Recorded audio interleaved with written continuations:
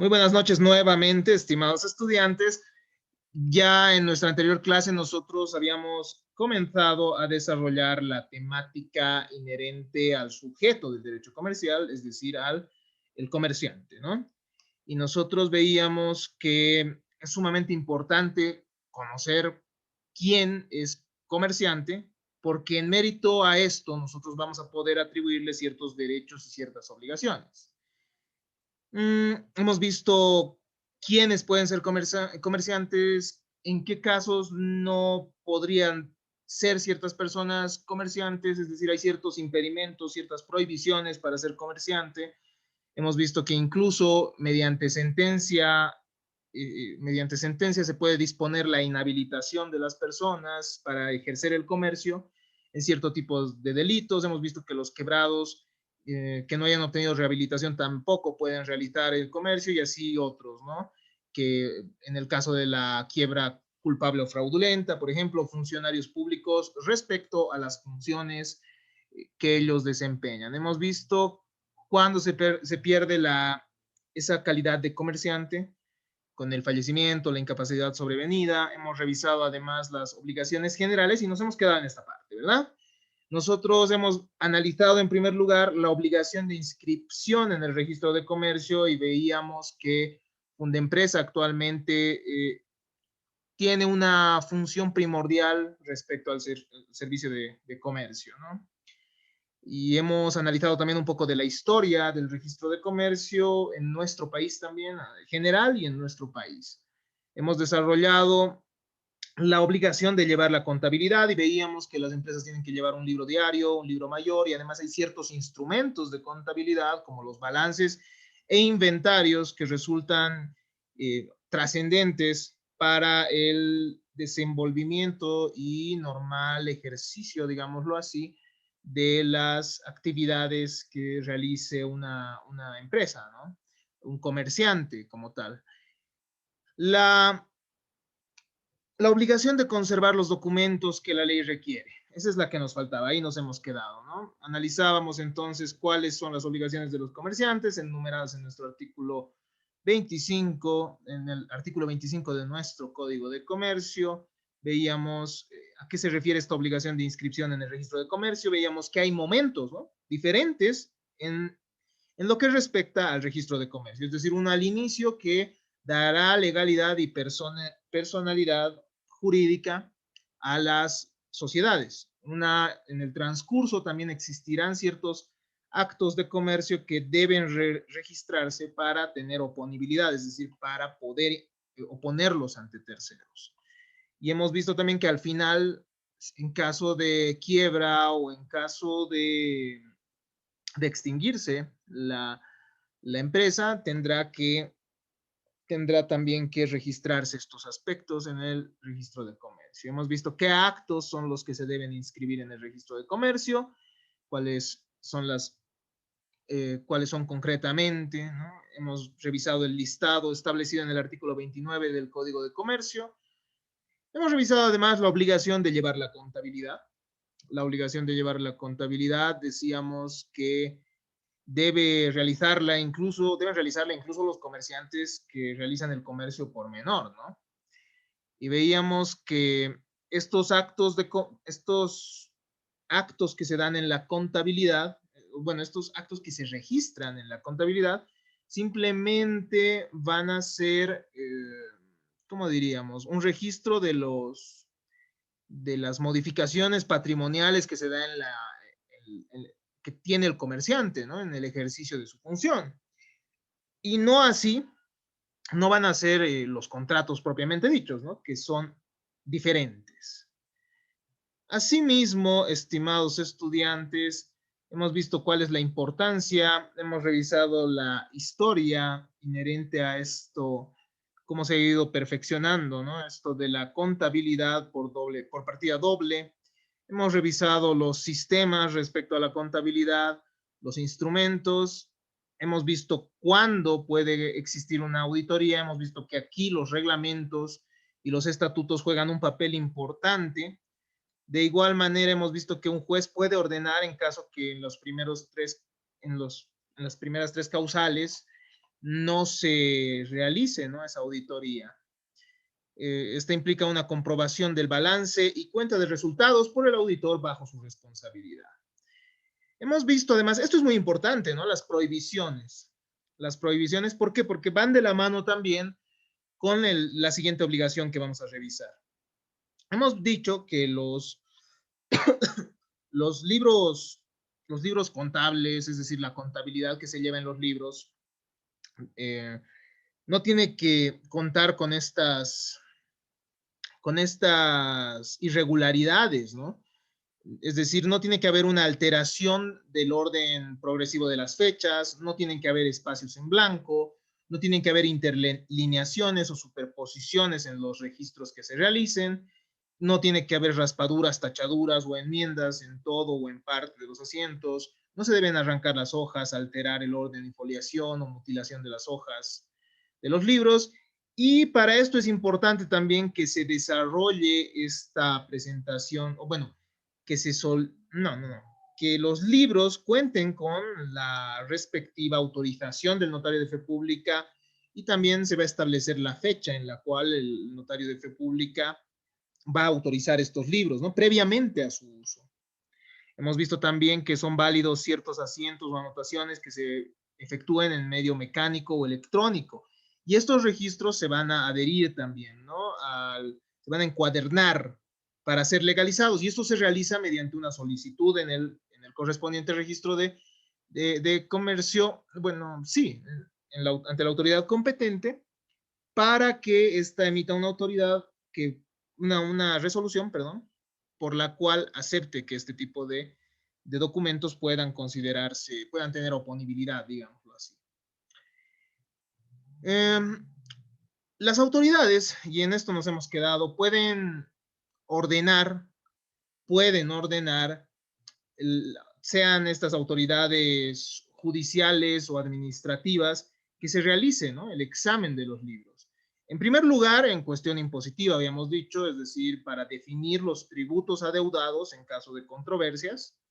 En segundo lugar, para ejercer vigilancia y control de las sociedades por acciones, los bancos, entidades financieras y otras de crédito, así como entidades de seguros a través del organismo competente, ¿no? Aquí entonces las autoridades a las que habíamos hecho referencia, es decir, las que antes se llamaban superintendencias, hoy autoridades, la AMP, que habíamos estudiado al estudiar también la historia del registro de comercio, van a poder de oficio, es decir, por su propia cuenta, esas autoridades van a poder pedir que se examinen los libros.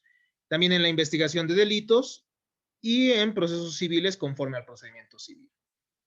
Las partes también pueden solicitar esto, estimados estudiantes, es decir, en ciertas circunstancias, las mismas van a poder solicitar ante la autoridad en casos de, por ejemplo, sucesión, en casos de cesación de pagos también, es decir, cuando ya ha dejado de cumplir las obligaciones del comerciante, la parte interesada puede pedir que se exhiban los libros, que se examinen los libros, ¿no?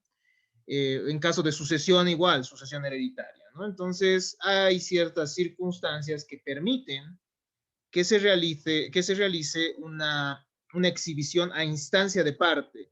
Así lo establece el artículo 59 del Código de Comercio, ¿no? Fuera de los casos señalados en el artículo anterior, nos dice, solo puede disponerse la exhibición de los libros, correspondencia y documentos comerciales a instancia de parte cuando la parte tenga un interés legítimo o responsabilidad en el asunto de la exhibición.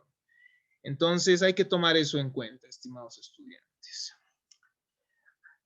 Además de registrarse en el registro de comercio, además de la obligación que tiene el comerciante de esta obligación de llevar la contabilidad conforme a la ley, el comerciante tiene que conservar los documentos que habíamos estudiado hace un instante, todos esos libros contables, cierta correspondencia. También, a ver, el artículo 25, numeral 6 del Código de Comercio, establece que el comerciante tiene que conservar los libros, documentos y demás papeles relacionados con sus negocios por el tiempo determinado por ley. Y el artículo 52 nos aclara esto, manifestando que estos documentos deben mantenerse y deben conservarse por al menos 5 años, ¿no? Desde el cierre de la sociedad, o bueno, desde el cierre también de la contabilidad, perdón, eh, o desde el último asiento que se hubiese realizado, ¿no? El cese de las actividades comerciales no exime de este deber al comerciante, ¿no? Si el comerciante ya no lo es, de todos modos, tiene que tener estos libros consigo, ¿no? Estos documentos consigo. Entonces no puede para nada deshacerse de ellos dentro de ese tiempo establecido por ley. Además, es importante tomar en cuenta esto. Si el comerciante fallece, esa obligación continúa, pero los que van a continuar con esa obligación de conservar los documentos van a ser sus herederos. Y en caso de disolución de la sociedad, serán los liquidadores quienes deben conservar esos documentos. ¿Ya? La importancia de esta obligación, estimados estudiantes, radica en que estos documentos van a ser el sustento probatorio de todas las obligaciones y de todos los actos jurídicos que la empresa ha podido desarrollar, que la sociedad, que el comerciante ha desarrollado. Entonces, esos 5 años de conservación van a ser importantes a efectos probatorios en caso que existan controversias, ¿no? Por lo cual, vamos a analizar cuál es el valor probatorio que tienen estos documentos. Entre comerciantes, es decir, entre dos comerciantes que se encuentren en un litigio, los documentos contables llevados con los requisitos de ley tienen, van a valer como prueba plena, ¿no? Surten plena prueba entre comerciantes. ¿Esto qué significa? Que quien utilice esos documentos como prueba va a estar tanto a lo favorable como a lo desfavorable. ¿Qué significa esto? Que el comerciante que ofrece estos documentos que cumplen con los requisitos de ley, no necesariamente va a significar que esté beneficiado, ¿no? Lo que va a significar es que esos libros que cumplen con las formalidades de ley prueban todo lo que contienen, todos sus contenidos, ¿no? Es decir, todo el movimiento patrimonial que esté registrado en el mismo se considera como probado, ¿me entienden? Surte plena prueba. Pero eso siempre y cuando estemos hablando de dos comerciantes, ¿no? Entre comerciantes, de relaciones jurídicas que se den entre los comerciantes. Quien utilice entonces los documentos estará tanto a lo favorable como a lo desfavorable, y esto por el principio de indivisibilidad, ¿no? La prueba en sí va a manifestar ciertos hechos, no necesariamente porque presentes tú la prueba significa que la prueba te va a favorecer a ti. Si en un litigio solo una de las partes presenta los libros con los requisitos establecidos, ¿se acuerdan? ¿No? Hemos dicho que un notario tiene que autorizar esos libros, no tienen que llevar borrones, no tiene que haber espacios en blancos. Entonces, si se cumplen todas esas formalidades que también van a dar seguridad a los comerciantes y las relaciones que tengan, ¿no? Con sus acreedores, etcétera.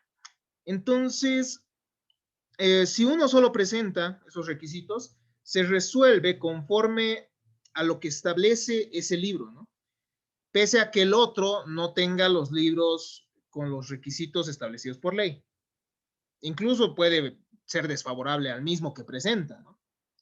Si ambas partes, y esto también es importante, si ambas partes no se sujetan a las prescripciones legales, es decir, presentan documentación que no cumple con las formalidades de ley, se va a prescindir de la valoración de estos documentos, es decir, estos documentos no van a ser válidos dentro de la valoración probatoria que pueda realizar el juez.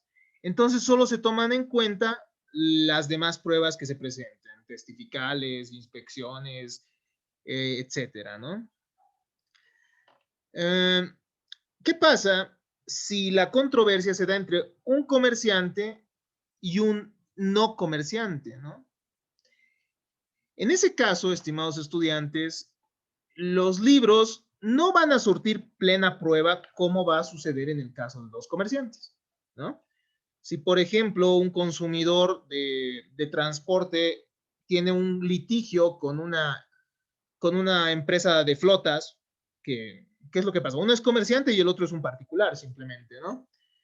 Esto simplemente va a ser un principio de prueba, es decir, esto solo va a ser un indicio, por lo que tendría que ser complementado con otras pruebas. Es decir, que esos libros con los que cuenta el comerciante simplemente van a dar verosimilitud, no van a ser una verdad como tal, ¿no? Para el juez.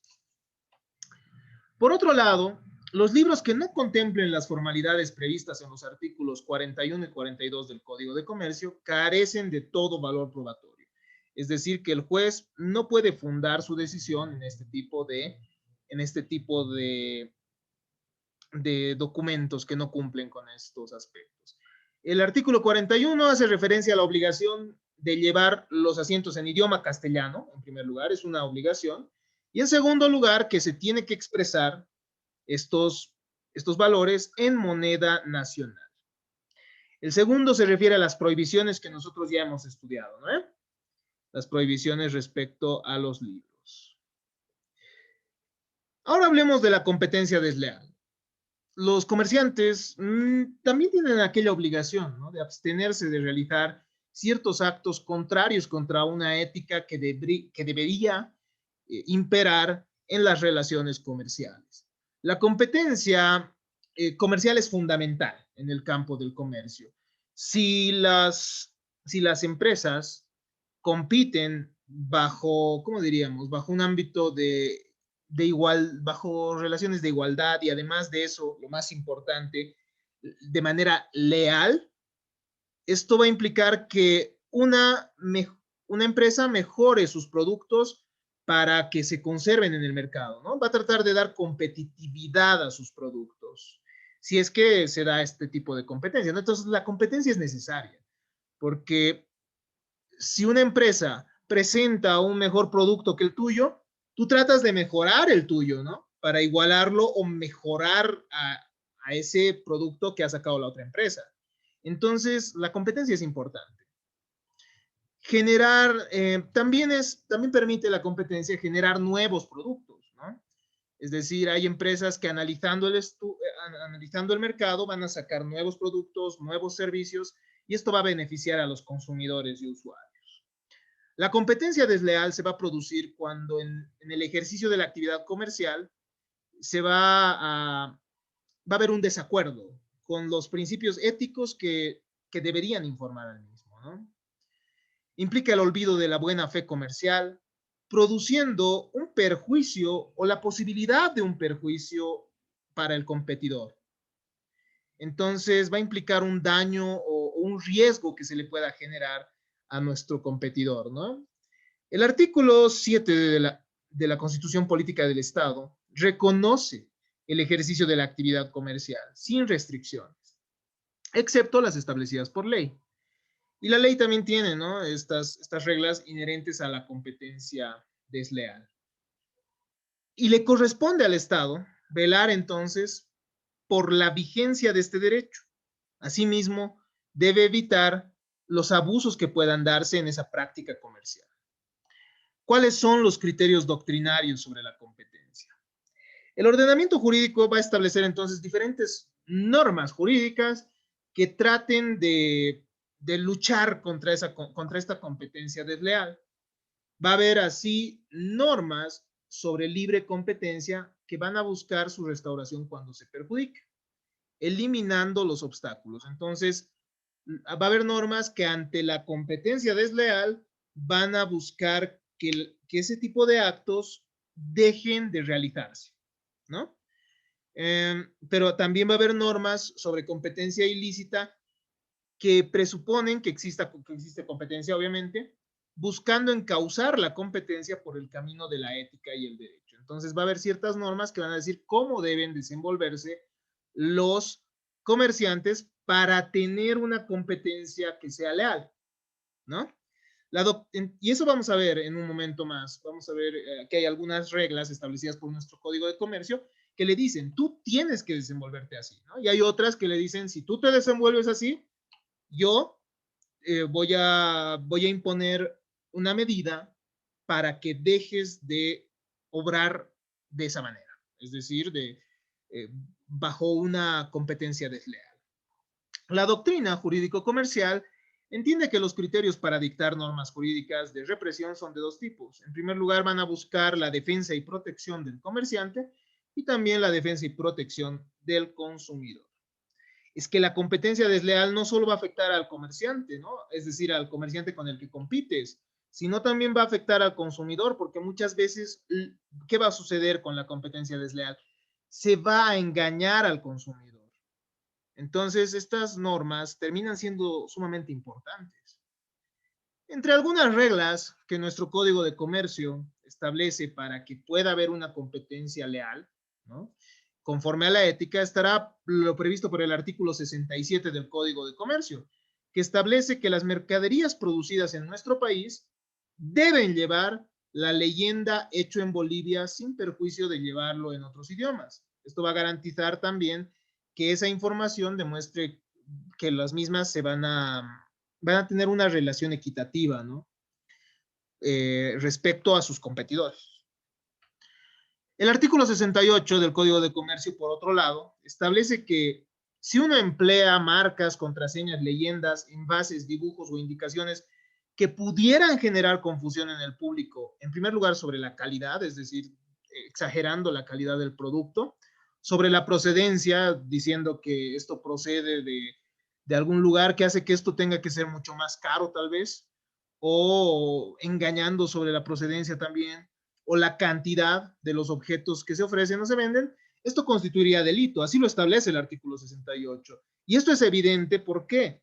Porque el artículo 236 de nuestro Código Penal establece el tipo penal de engaño en productos industriales, que nos establece lo siguiente: estafa. No, hay tipos penales más precisos, Luis Fernando. El artículo 236 nos dice lo siguiente: el que pusiere en venta productos industriales con nombres y señales que induzcan al engaño sobre su origen, procedencia, cantidad o calidad, será sancionado con privación de libertad de 6 meses a 3 años. Entonces, esto es especial, específico, ¿no?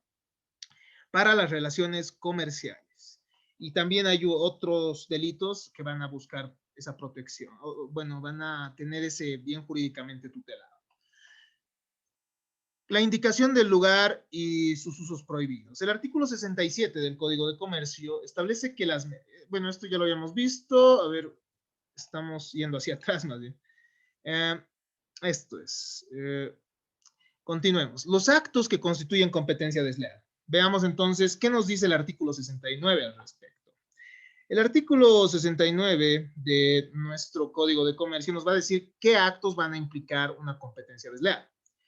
Y en primer lugar nos va a decir que constituye competencia desleal violar las disposiciones que protegen el nombre comercial, marcas de fábricas, patentes de invención, avisos, muestras, secretos y otras de igual naturaleza. Entonces, atentar contra ello, ¿no? Presentarse con un nombre muy similar al de la competencia para conseguir clientela.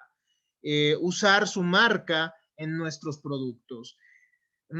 Servirse de nombres, este es el segundo acto, ¿no? Servirse de nombres supuestos, deforme los conocidos, eso que habíamos dicho hace un instante, o adopte signos distintivos que se confundan con los productos o propaganda de otros competidores.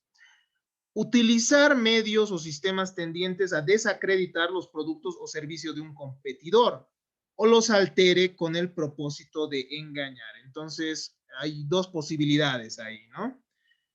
Desacreditar al competidor o, en segundo lugar, alterar los productos del competidor para que el mismo también tenga, digámoslo así, menos activos. Utilizar una denominación de origen o que imite y aproveche las cualidades de los productos ajenos en beneficio propio, es decir, sacar ciertos productos que puedan ser confundidos. Emplear ponderaciones o exageraciones cuyo uso pueda inducir a errores en el público. Como les manifestaba, la competencia desleal entonces es dañina no solo para los competidores, ¿no? Las empresas que van a competir, sino también para el consumidor. Sobornar a los empleados de otra empresa para que ahuyenten la clientela o ejerza maquinaciones para privar de los técnicos y empleados de confianza de sus competidores. Entonces, sabotear, en otras palabras, ¿no? A la competencia. Utilizar medios o sistemas dolosos destinados a desorganizar el mercado comercial. Esto puede darse mediante publicidad sobre una empresa inexistente que brinda un recurso mucho más caro y ellos dar el mismo, ¿no? Eh, eh, indicando que es mucho más barato. Bueno, vendiendo al precio que es el real, ¿no? Utilizar medios o sistemas dolosos destinados a desorganizar el mercado comercial, como habíamos dicho. Efectuar cualquier otro procedimiento en detrimento de otros empresarios que sea contrario a la ley y las costumbres mercantiles. Estos actos van a permitir a aquel que se ve afectado acudir ante la autoridad jurisdiccional, ¿no? Acudir ante un juez, y esto lo dice nuestro Código de Comercio en un proceso sumario. El proceso sumario estaba en nuestro procedimiento civil. ¿Y qué se le va a pedir a este juez? ¿Qué se le va a pedir a la autoridad en caso de que exista esa competencia desleal?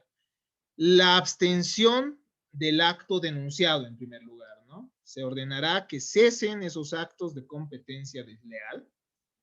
En segundo lugar, la destrucción de medios materiales empleados.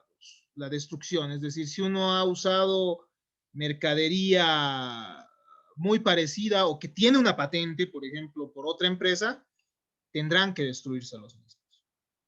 Tendrá que destruirse esa mercadería, por ejemplo, ¿no? La rectificación pública en caso de afirmaciones inexactas o falsas, ¿no? Tendrá que realizarse en medios de difusión pública para rectificar esas desacreditaciones que se hubiese realizado respecto al competidor.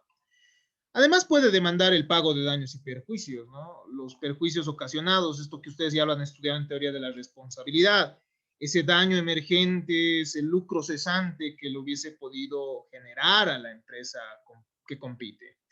Y el otorgamiento también de las garantías para responder de esos actos. Es decir, se le puede pedir al juez que se le otorguen garantías reales para poder responder por esos actos, es decir, por esos daños que se han generado. Se podrá pedir entonces el embargo inclusive de esos bienes, de los bienes del competidor que ha obrado de manera desleal, ¿no? El incumplimiento de esto hace incurrir al comerciante culpable en desacato y va a estar sujeto a una multa que puede variar. La multa va a ser del 2 por cada 1000 hasta el 10 de cada 1000 del capital de la empresa que hubiese, o bueno, del comerciante que hubiese incurrido en estos actos de competencia desleal.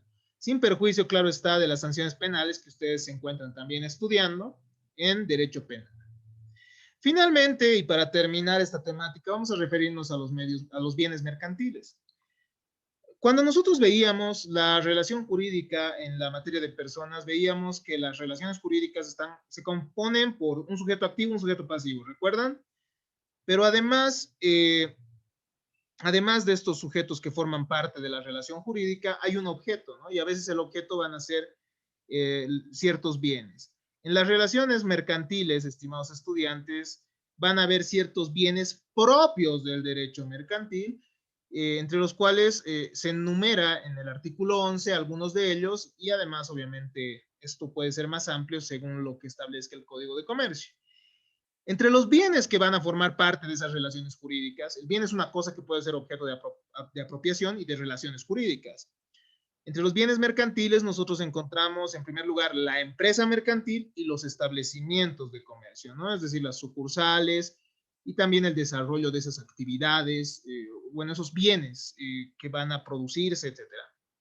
Las mercaderías elaboradas o también las mercaderías por elaborar, es decir, inclusive va a estar ahí la materia prima que se pueda usar y otros bienes muebles que se transfieran por empresas mercantiles, ¿no? O también que se puedan transferir a empresas mercantiles.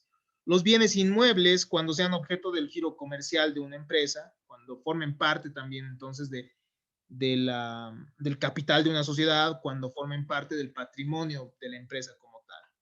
Los títulos valores, que vamos a estudiarlos posteriormente a revisar este tema de las sociedades, que permiten dinamizar también las relaciones comerciales. La propiedad industrial forma parte de los bienes mercantiles, el nombre comercial, los avisos, las marcas de fábricas, las patentes, licencias de uso y explotación y demás signos análogos y cuando constituyan objeto de comercio. Y además, claro está, los demás bienes regulados por el Código de Comercio. Hasta aquí entonces hemos cumplido con el desarrollo de esta temática importante, ¿no? Nosotros vamos a revisar en nuestra próxima clase la temática inherente a los auxiliares de comercio, ¿no? Así son denominados por nuestro código, que bueno, hay una pequeña divergencia ahí porque en realidad se trataría de auxiliares del comerciante, son dos términos diferentes que vamos a ir estudiando, pero vamos a verlo en su momento. Hasta acá nosotros hemos visto cuál es el sujeto del derecho comercial, ¿no? ¿Cuál es el sujeto que va a formar parte de esas relaciones?